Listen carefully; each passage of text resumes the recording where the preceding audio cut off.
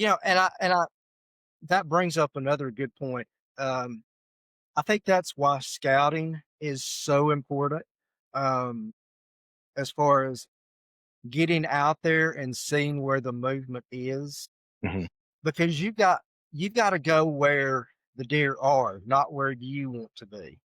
You know, you've got to Absolutely. now 150 yards from where you are is not going to do you any good. Mm-mm. Um, so getting out there and doing preseason scouting, doing camera scouting, um, just spending time in the woods, old time woodsmanship, being out in the woods, looking for sign, looking for tracks, looking for trails, um, getting familiar with your properties, that pays dividends. Mhm. It does. We spend too much time, like, there's a lot of people that spend too much time on like technological advances, and they base their entire hunt based upon this. I'm not saying there's not a place for it, and because there is, like, it has improved our efficiency.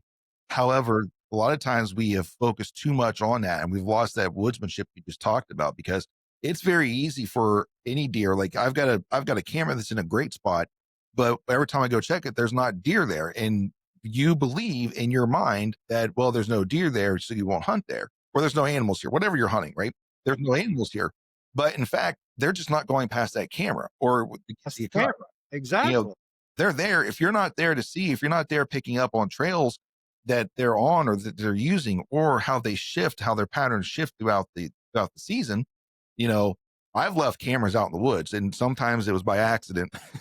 And we found them later. And so I'm like, oh, I forgot about that camera. So I bring it in, and I've got like months worth of data on this camera now because of in seeing the difference on how deer. And I'm telling you what, I've had some good success based upon that, because now I've got like historical data that tells me, all right, this is about the time that they start cruising through here. So I won't waste time going in there until then, right? You know, Same. I might have all this sign is saying that deer's there, have been there, but for some the deer I'm looking for isn't showing up there until this point in time. So I'm gonna go then. So I can see the argument for both sides of that, but you are 100% correct that nothing beats being out there in the woods, getting that knowledge yourself. Exactly. And it's Exactly. hard, and it's hard for some people, especially if you go to out of state. Like, I live in Ohio. For me to go out and scout Colorado, I don't have the time nor the money to do that. I could That's probably right. have the time. I just don't have the money to do that because it's expensive to go out there, to fly out and fly back, or rent a vehicle, or drive out there. That's, almost $700 in gas just to drive out there and back, not including the wear and tear on my vehicle. And then where am I going to stay? Am I going to camp while I'm there, or am I going to stay in a hotel? All these expenses and stuff.